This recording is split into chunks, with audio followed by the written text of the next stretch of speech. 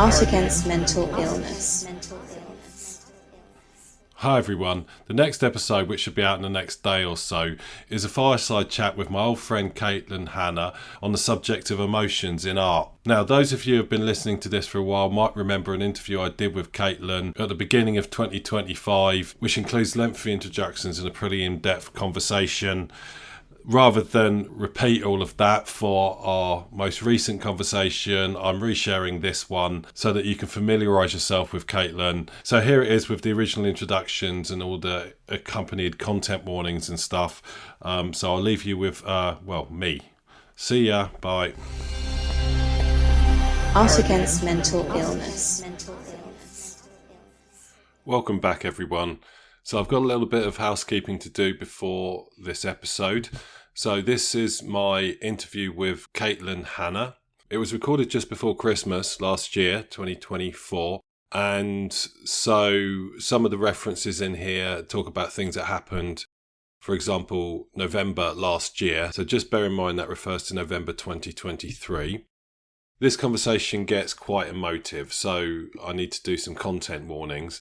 During this discussion, we touch on issues like cancer, the death of a loved one, grief, disability, some description of surgery, medications, chronic mental illness, suicide, and probably some other stuff that I missed. So if that stuff's going to traumatise you, then maybe skip this one. But despite all that, I think this episode has a really positive message, so I hope you enjoy it, and I'll see you again soon. I'm here in the Perth Creative Exchange with Caitlin Hanna. I've known Caitlin for couple of years, you think? Yeah. Couple of years. We've exhibited together in the various exhibitions I've done around this area. And so I'm really pleased to welcome Caitlin. Caitlin, do you want to introduce yourself? So I'm Caitlin Hanna. I am a contemporary artist, and I kind of say that my work's all just like emotional vomit onto a page, because it's all kind of surrounding my lived experiences with mental health, grief, kind of just how I've existed in the universe and seen things. So yeah, I kind of do mixed media stuff. Like, all my work tends to be different. I've been doing a lot of paintings lately, but it all tends to be kind of the media that fits kind of the vibe that I'm trying to do or put across. So I'm just looking around me at your walls, and so I see some stuff on canvases, some stuff on paper, lots of different mediums, a combination of almost cartoonish imageries and writing, and in fact some embroidery. And so I think one thing you and I have in common is we tend to put textual elements to our artworks. You want to tell us about how that comes together for you? Yeah, so I've been doing art for kind of, my entire life, and I kind of stumbled onto text in art from artists that I admire, so Jenny Holzer, Tracy Emin, Louise Bourgeois, stuff like that.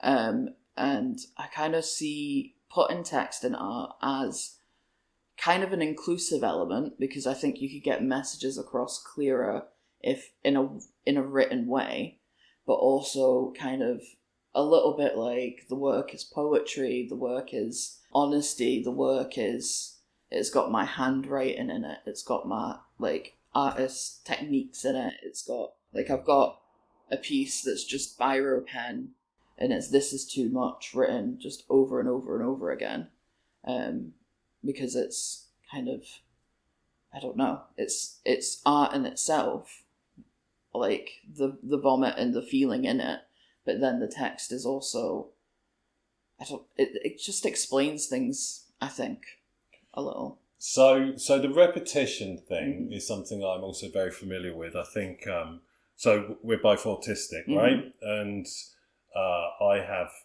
phrases, motifs, bits of music, bits of things that people have said to me that are on sample loops in my head. And it changes all the time, and I'll attach onto a slogan or something. It might be something meaningful, it might be complete nonsense. I've got so many utterly nonsense things that get jammed in my head, and I don't really understand why. And so I can really relate to that. And where you've said this is too much, I'm presuming that was a fairly emotional moment for you when you did that. Yeah, but I think it kind of was a lot of things going on in that time. like you said, I'm autistic, so I was really overwhelmed by everything that was going on, all the little jobs that I had to do and all that. And then there's the mental health side as well, of just actually I've not been well, and like dealing with not being mentally well is a lot. And then I've been going through a lot of grief as well, and that's a lot. So then it's kind of everything in. But I do catch like little phrases, and I think I always have like a standout text in a work, and there might be little background text like written in and stuff, but I think it's like the catchphrase, and it gets stuck in my head, and it needs to like come out, and it can be like played on as well. So with the embroidery, I've got "She comes not back, his house stands empty," but that's from a Euripides Greek tragic play thing. Okay. Of "He comes not back, his house stands empty," and I kind of changed a pronoun, but yes, like fiddling with things, I think is fun as well. So we're gonna talk about grief. Mm-hmm. Depending on what of your what you're looking at, it comes across as very very prominent. And the one you just mentioned, I think, is very directly related to that. Do you want to tell us about? Would you mind describing that? Yeah. So it's in a box frame. It's a black canvas, but printed onto the canvas is a brain scan, like an MRI scan of it's actually my mum's brain. And in the brain you can see a tumour, and you can also see the swelling in the brain as well. So there's white wispies that are swelling. And onto that print kind of the brain, I've embroidered the shape of the brain tumour so it stands out in like a dark red. And then also next to it, I've embroidered "She comes not back, his house stands empty." And just to accentuate this, the white patches, I mean, there's a lot of that, Mm-hmm. right? So I think anyone would be able to tell that was not a healthy brain. Yeah. Do you want to just tell us a bit about what happened there? Yeah, so kind of my mum, a few years ago, there's a whole background story. She was diagnosed with esophageal cancer, stage 3, which is apparently usually just a death sentence. Right. But she got put in this medical trial at Dundee Uni, where they were starting a new therapy, and they kind of did a funky surgery. So they gave her immunotherapy and chemo, and they also removed her entire esophagus, and to replace it, they moved her stomach up, so her stomach attached directly to her throat. It was so she could no longer, after that, she was never allowed to lie down, because her stomach acid would just come into her mouth, and she would stop breathing. She survived. She was cancer-free, in remission, which is amazing, that she managed that, and she's kind of paved the way a bit with the immunotherapy and stuff, that this is kind of a treatment. But it did mean for the rest of her life she was never allowed to lie down, so she had to sit up to sleep and everything. And she was kind of always in discomfort and pain because of it. Then, start of last year, she started to act really weird, and we were like, "What is going on with you, Kirsty? This isn't who you are." She was struggling to go to work. She was struggling to get out of bed, and she was becoming quite childlike in a lot of ways. And we got doctors round, and they were like, "Oh, she's just depressed." And we're like, "Well, we know depression, and we know what that's like, but this isn't it, because she wants to be able to get out of bed. She wants to go to work. It's not that she wasn't having depressed thoughts. She was unable to get her body to move. So she fell over, I think, and she got taken into an ambulance because my dad couldn't get her up. And they did a brain scan, and they found this massive tumour that was like a quarter of her brain, and then almost a full half of her brain was swollen from kind of the pressure of that tumour. And they said, "You've got probably a couple of weeks to a month or two." Wow. And she had the option of getting a surgery to try and reduce the tumour, to try and buy her more time. So she decided to go for that. So within the next week was that surgery, from her diagnosis to kind of the surgery, it was maybe 4-5 days. Right. But the day before she was meant to go into the surgery, she fell over and she couldn't get up again. So my dad phoned an ambulance for her, and she just got taken into the ward a day earlier. And she was kind of fine. She was all good. She was still very weird. She was still very childlike. She was regressing quite a lot. And yeah, that night we got a phone call that she was in the high dependency unit, and her brain tumor had hemorrhaged, and they were kind of just looking after her for a bit, and they think that she'll still be able to get the surgery. And we went through and saw her and kind of chatted with her. And whilst I was in there, I was like, this isn't good. She's going to die in here. And afterwards, I explicitly remember my dad and brother in the car ride home going, oh no, she's fine. We've seen dying people before. She's not dying. And I was going, she's definitely dying. And then the next day when we went in, we got told that she was dying, that her kidneys had shut down. She was just, her whole body was failing her, and she was no longer conscious. So she lasted a couple of more days, and then, yeah, that was that. So it was all very fast. We had some heads up, but it was all very, very quick. So this scan is the scan of when she was initially brought into hospital and they found it. This was the discovery scan. And my parents, knowing how curious I am, got a picture of it to show me. They were like, this is what it looks like, Caitlin. I'm like, thank you very much. I do appreciate this. And I know, like, I've used my mum a lot in my art already, like, in the past. Are you guys close? Yeah, very close. I've got a bust, like a mod rock bust of my mum's naked torso just in my house. Okay, as you so do. Yeah, we were very close. We were like best friends, and she was always 100% like with my art and stuff. She was like, oh no, you should totally do this, Caitlin. And I was like, oh, I want to do this bust thing, but it's going to be difficult to do myself. And she's like, well, just use me, Caitlin, do that. And I'm like, okay, cool. And she was like, I'll lie on the floor and you can pour all this really heavy liquid on top of me. And I'm like, sure, thank you. Yeah. Yeah, she was just head first into it all. So amazing. Yeah, you would not be convincing me to do that. So she obviously was very brave as well. Yeah, she was. So I'm just looking at these. We've got these little zines that you create. It's just imagine an A3 bit of paper that's been very carefully folded up to create a small little booklet. These have been printed, but they're covered in sort of hand-drawn illustrations and handwritten notes and various, very, very distinct and different illustrations and styles. What inspired you to take the zine form? I've been involved with zines on and off for all my life, but I've never seen anything like this. This is really quite incredible. Thank you. I don't really know what got me into it. I think I thought I really like zines, and I think they're a very cool way to make art accessible, because they're cheap to make, so therefore cheap to sell. And I know a lot of kind of like my work can be expensive because of the time and the materials and all of that.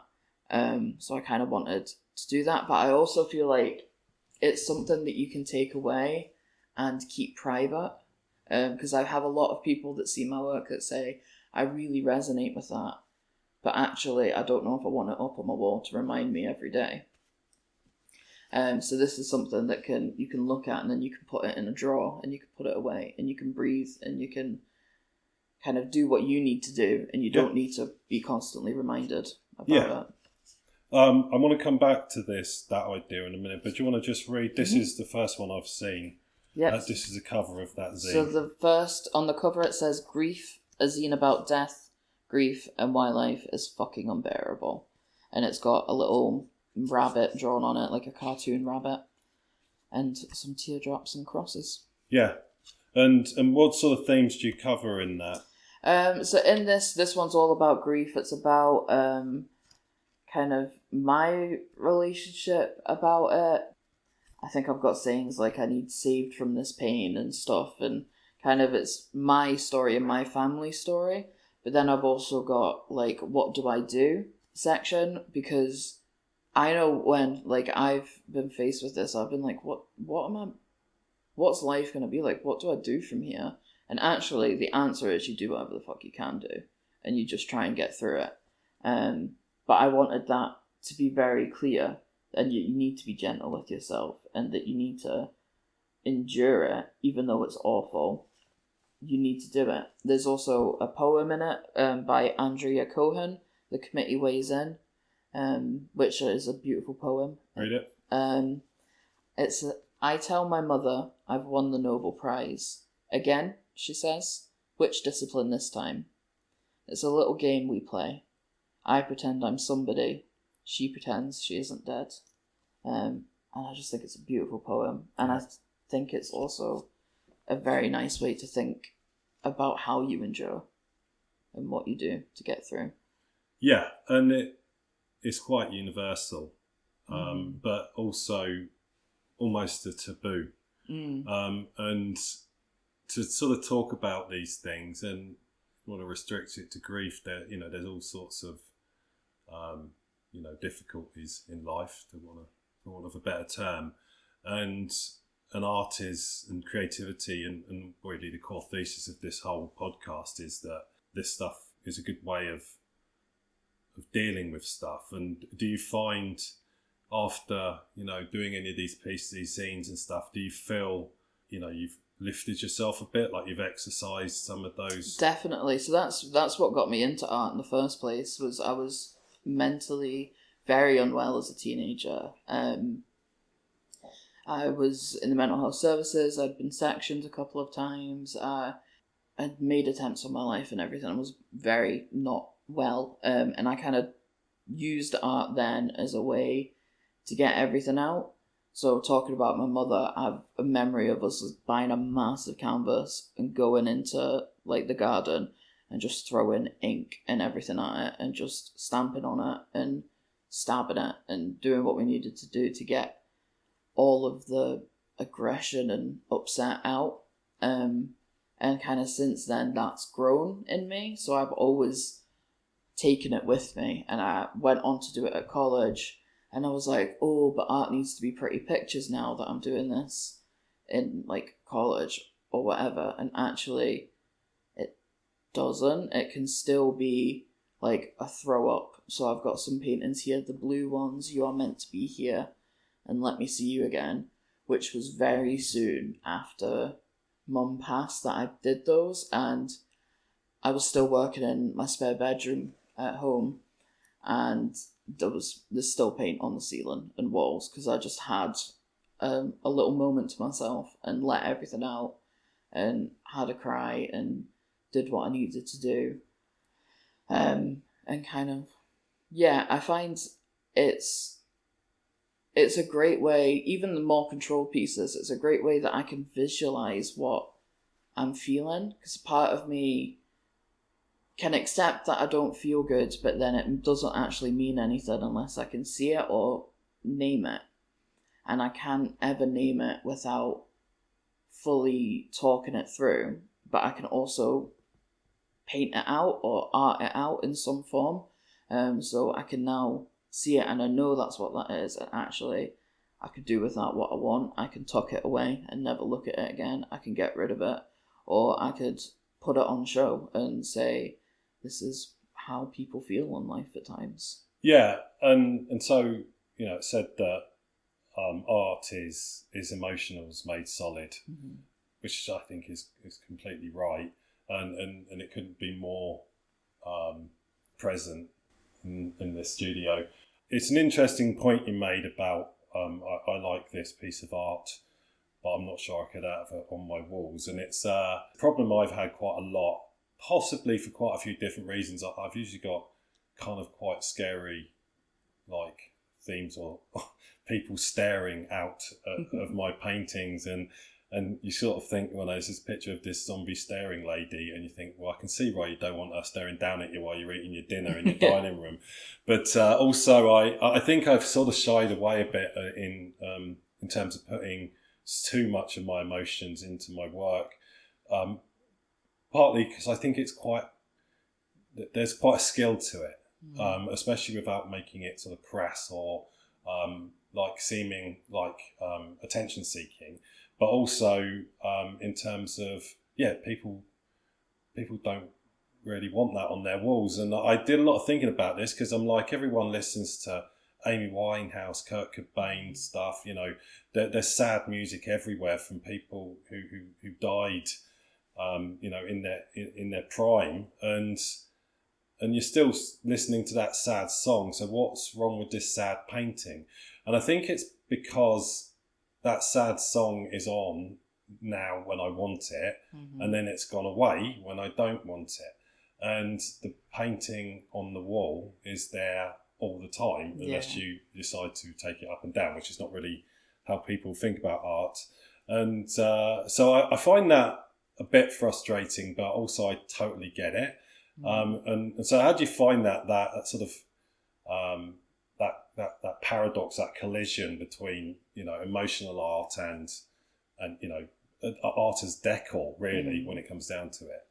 I think it's difficult. I remember having a conversation with my partner that was like, but I don't understand it, because if I connect with something, then of course I'd want it on my wall because I've made a connection with that and this is my space. And my partner was like, yeah, I get that, Caitlin, but if it's something that you're not ready to accept, or if it's something that like is not who you are, like I'm very honest about everything about myself. And I don't mind having something up that's like, oh, I feel shit, because actually that's a part of living.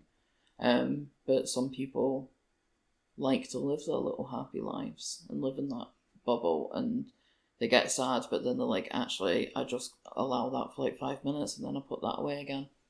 I think I've been slowly getting a little bit more into trying to make it a bit more pretty, but I kind of do it in a way that's linked. So I've got the two flower pieces there that's kind of a pink painting on paper with text kind of in the background of it, and it's got, one of them's got daisies on it and the other one is irises or violets. And that's because the daisies was mum's birth flower and the irises, violets is my dad's, and I lost my dad last year as well.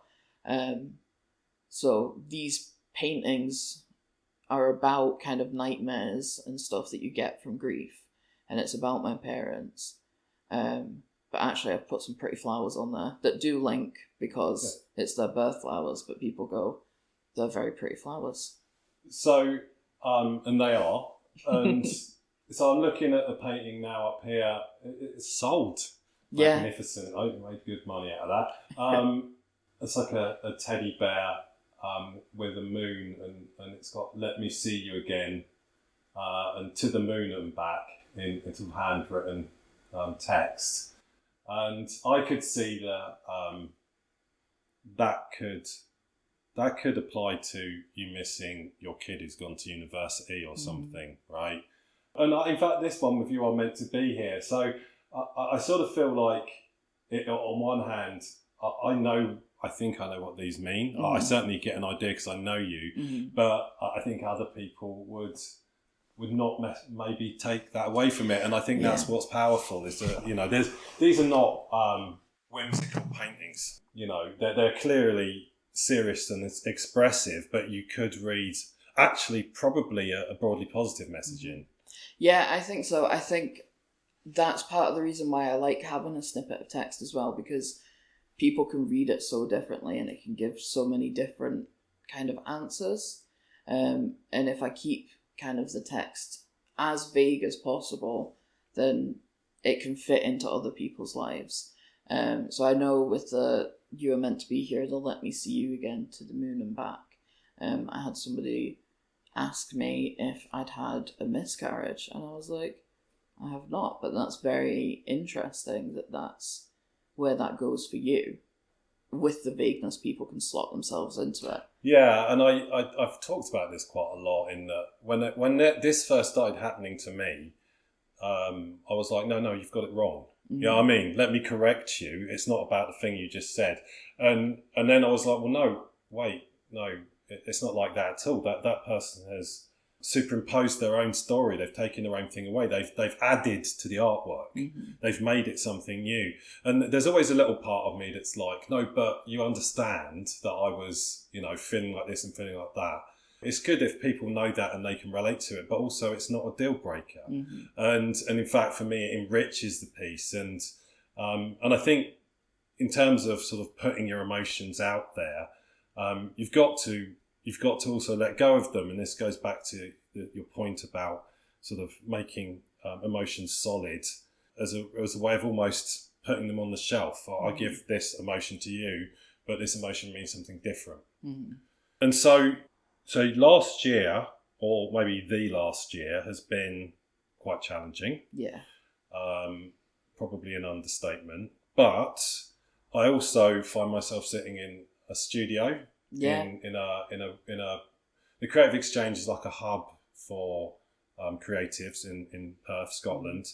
You got a grant for this? I got a grant for the studio, which is kind of paid for quite a few months, actually, for kind of the shared studio space that I have. And it's been really great. And along with doing that comes up other opportunities. So then I could take part in Perthshire Open Studios or the markets that are in this building, or I've actually just been accepted for an exhibition downstairs in July. So yeah, the last few years have been really difficult, but I've got so much out of the last year as well with this space. And actually, even just the perspective of, I just need to do what I want to do, and I need to do what makes me happy. So I'm going to sit in this room and I'm going to make my sad little paintings, but I enjoy it wholeheartedly. I mean, it reads like a bit of a novel in a sense. So we've got the first, second, third act here, and hopefully this is the happy ending note riding off into the sunset. But yeah, I mean, you're so lucky to have this, but I wouldn't wish what you've been through on anyone at all. But you said your dad died as well. Yeah, so he died in November last year, so it was 6 months after Mum. And not a clue what happened. He was a musician, so he had just been away to Holland for a week gigging, and he'd come back and he got COVID. And I was like, well, I'm not going to come round and see you because I don't want COVID. You can suffer on your own. On the Saturday, he tested positive, and then on the Monday, he wasn't answering any of my phone calls. So I went round, and me and my brother were banging on the doors, like, just thinking that he was unwell in bed. My brother even climbed up to his bedroom window and knocked on it, and there was no signs. So we got the police round, and he was just found in bed. So the coroner's report just said COVID. They didn't do an autopsy because of COVID. So yeah, that was very unexpected, totally. Okay, yeah, well, you have my condolences. Well, interestingly, my unease response to this brings me straight on to my next point. And I think, neurodivergent people, autistic people grieve very differently. Mm-hmm. And also we have our challenges with social interactions. It's always more comfortable with me talking about difficult issues with autistic people because they don't look at me like I'm nuts when I don't respond in the way that I'm supposed to. And generally I don't know what to say, right? Yeah. And I'm not good at this, and I won't pretend to be. I try my best. I don't want to offend anyone. But, I just wanted to sort of revisit, how your neurodivergence has sort of affected your journey, and whether you think it, I can see that it probably contributed to some of your problems, and I can also see that it's a big driver in terms of your, positive creative output.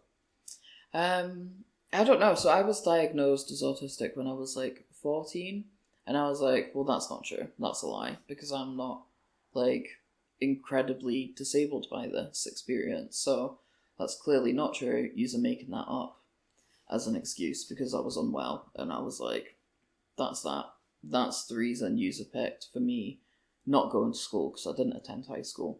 It definitely contributed a lot because I did not have formal education, because of the fact that going to school was an overwhelming experience for me. I didn't realise at the time that that's what that was, but looking back, I'm like, actually, all those times I did that and that and that, that was clearly because I was autistic and overwhelmed. So actually, the professionals were correct. They can do that sometimes. Yeah, so I think it's contributed a lot to that. It's contributed to kind of how I fit in the world. Sometimes I feel really awkward. So what you were saying about not knowing what to say, if somebody gives me condolences, I'm like, yeah, well, it's fine. And then it's like, well, actually, it's not fine. But then, like, I don't know what to say to that. But on the flip just side to that, someone walks up and say, how you doing, Caitlin? And you'll give them 4 yeah. minutes worth of monologue about how crap your day's been or something. Yeah, totally. I'm like, I don't know what to say. I'll just say whatever comes to my head at the time. But it's also been weirdly a blessing to kind of have it, or have the label for sure, because sadly, it gives me a lot more opportunities in the art world, because I'm like applying for things and I'm like, well, I'm autistic, I'm mentally unwell, and my life's been shit. And then like, well, you deserve to have this grant then for this studio. And I'm like, well, I don't really deserve it more than anybody else does, but I will accept that, and I will use this word as a kind of play to do what I need to do. So, but I don't know.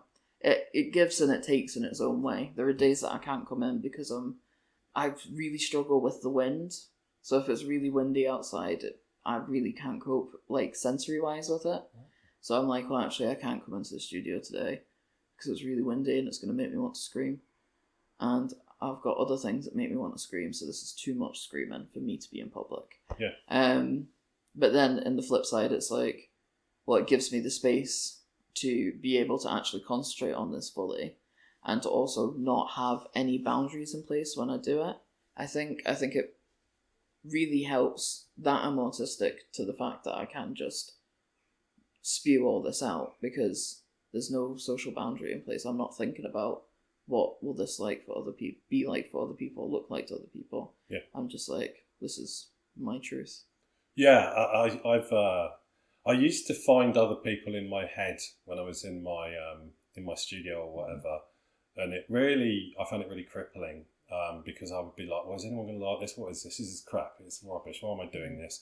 No one's ever going to want to look at this. And on the flip side, I was saying, well, I only do this for therapy. So why does it matter whether anyone likes it or not?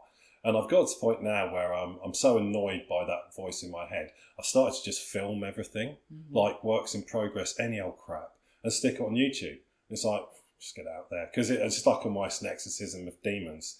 And you can't have people in your head when you're creating. It's such an impediment, because also it's nonsense as well. So many times I'm like, oh, this is crap, this thing I'm making. Someone sees it and goes, that's absolutely incredible.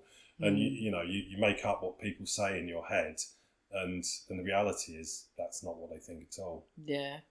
Well, even with referring back to the it's too much thing, I did that and I was like, that's mental. How's anybody going to look at that and go, that's art, that's worth money?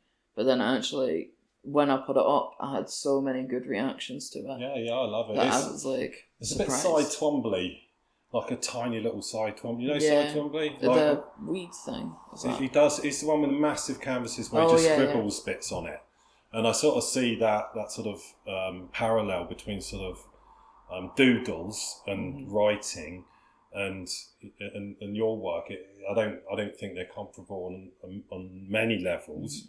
Not least because that's like 20 centimetres across and his are like 20 feet across. But it does evoke that a little bit for me. And there's the insects. So last time I was here, so I'm looking at a painting that has some handwriting on the back that's almost been sort of smudged out, and then a little spider that I don't know if I think that's creepy or not. I kind of call him Robo Spider. I think he Yeah. looks like he's made out of like excess bits of metal in a workshop or something. It's something almost kind of endearing. And then when I was in here before, didn't you have like a load of slugs? Yeah, so I do have loads of tiny slugs, some with fairy wings, some with like pride flags and stuff like that. Yeah, so spiders, I'm all right with spiders. They're useful animals and they don't bother me that much. Slugs, I really can't cope with. But yours were actually quite cute. Thank you. Appreciate that. But why slugs? I don't know. I think partly I really started liking them because I was like, nobody else seems to like them. And somebody has to like them. So I was like, I'll be that person.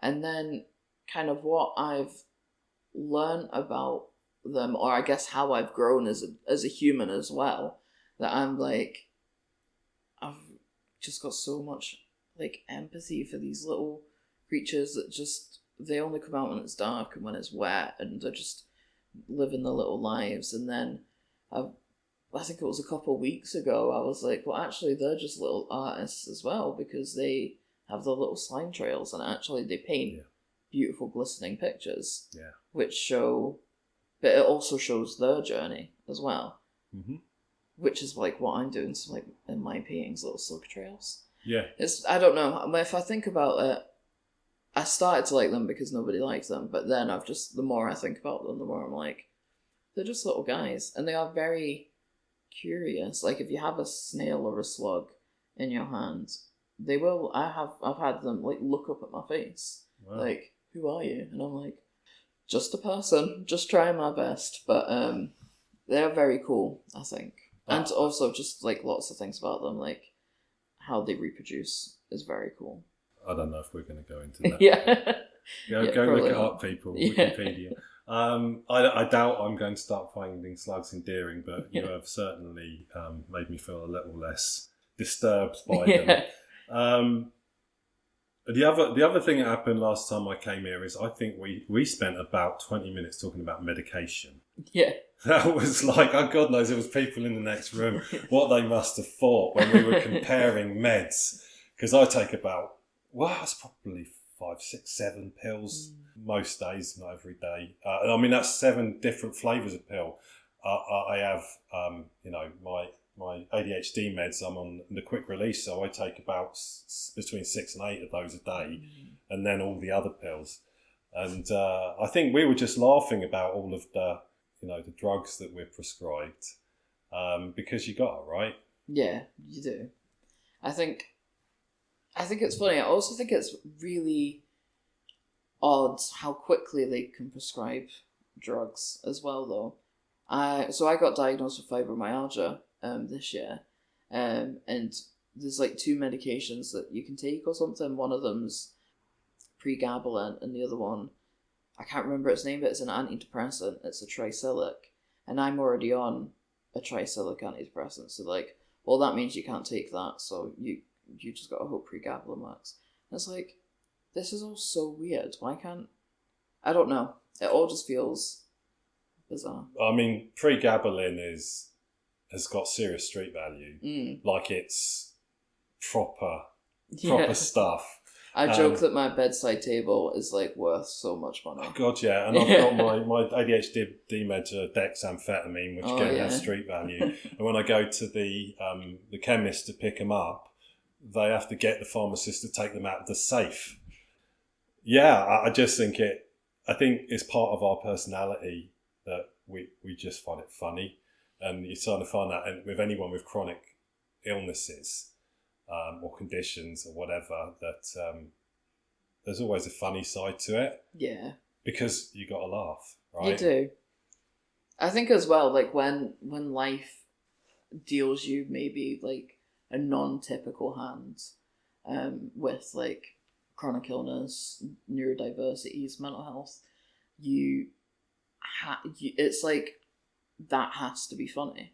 Yeah. You know what I mean? It's like there's I don't know how to word it, but it's almost like your reality is so different and shifts from the typical that actually it's all just a bit ridiculous at times. Yeah, well, what is comedy is calling out either ridiculous things or creating ridiculous situations. Why is Monty Python funny? Mm-hmm. Because it's bizarre, but there's a flavour of reality in there, and I think it's the same. And I also think that autistic people generally have delayed emotional responses, and so, you know, for a long time, if people told me really bad news or something, I would laugh.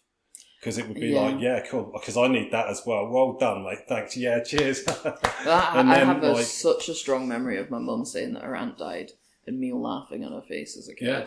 She was like, Caitlin, you need to leave the room right now. Yeah, I mean, it's just, I think a lot of autistic people have been through that, and you have to learn the appropriate behaviour because it doesn't come naturally to us. It doesn't mean we're not feeling pain or grief or whatever. It's just that, you know, when my dad died when I was like 20, I didn't grieve for like 4 months. I just got straight back into life and was like, you know, what is happening? I don't seem to care, but I did care. And it affected me for decades after that. Not because I bottled it up, just because I processed differently. Yeah. And I know that now, but I felt very guilty about that. You know what I mean? But I know now that my response was normal to me, and you sort of have to get used to a different normal. Yeah, you do. You totally do. Because the night Dad died, we had to get the police chief to come round because it was outside of working hours or whatever, and they were discussing like the removal of getting him downstairs and everything like that. And I was there, like, just chuck him out the window. He's not going to feel it. And they were all like looking at me like, what the fuck? Yeah. And my brother was like, it's okay. This is just Caitlin. Yeah. Or like, we were told by the police what had happened. I panicked, cried for like a second, and then I turned to my brother and I was like, oh my God, we're like, we're like Oliver Twist now. That was what I said. Because we were orphans. And he was like, what the fuck, Caitlin? Let's go have a cigarette. And I was like, I would love that, actually. Yeah. Thank you. Yeah. Yeah, you just react differently. Yeah. Yeah, our dad has been, my little sister has had our dad's ashes, like, what's that now, 30 years he's been dead, and she has, and they just sit on her mantelpiece. And that's her way of processing, you know what I mean? Okay, so I'm going to bring this to a close. This has been really, really interesting and fascinating, and your openness is quite disarming. Again, something we have in common, and I hope that people, you know, sort of understand and can relate to how we see and how we process the world. And so, firstly, what are your plans for the next year? So I have a less exciting year than last year. Yeah, definitely. Have a chill year. I think I just want to make. I've got an exhibition in July, which I'm working towards, which is I'm very excited about. I've got lots of fun ideas involving installation type situation. And apart from that, I'm just going to see what happens. I'd like to apply for more exhibitions. I want to be seen more, I think, and just, talk to folk as well. I enjoy, like this session. Like, I think I want to do more things like this. And just... Oh, yeah, you definitely should. No doubt I'll be putting on some exhibitions at some point, so maybe we'll exhibit together again. Yeah, that would be good. And where can people find you? So you can find me on Instagram, Facebook. If you type in Wild Eye Art, you'll be able to find me there. I've also got a website, which is wildeyeart.co.uk, I think. And you can find my email address there. I'm putting together a newsletter and stuff too. So if you contact me in any form, I'll write your info down and add it to the list. And what's the significance of Wild Eye Art? Such a good question. I when I first started this as like a business, I was like, oh, well, I need to be like all the TikTok people, and I need to have like a branded name. And I was like, I don't like my name because I'm non-binary, and I was like, I wasn't sure if I was going to keep Caitlin as a name and everything. I have eyes a lot in my work, and I have for years. And I think my work's a bit wild at times. And it's art. So wild-eye art. There you go. Well, that was that. I mean, honestly, that was about as lucid an explanation as anyone ever gives me. Yeah. The last person I interviewed, when I asked him, about his art, he basically couldn't explain it to me, and it took him about 10 minutes to not explain it to me. So you're in good shape. Nice. Okay, brilliant. Well, thank you for your time. Maybe you'll come back on again, and we'll get an update. But otherwise, I'll see you. We'll exhibit at some point. Cool. Thanks for having me. Thank you for coming. Art against mental illness.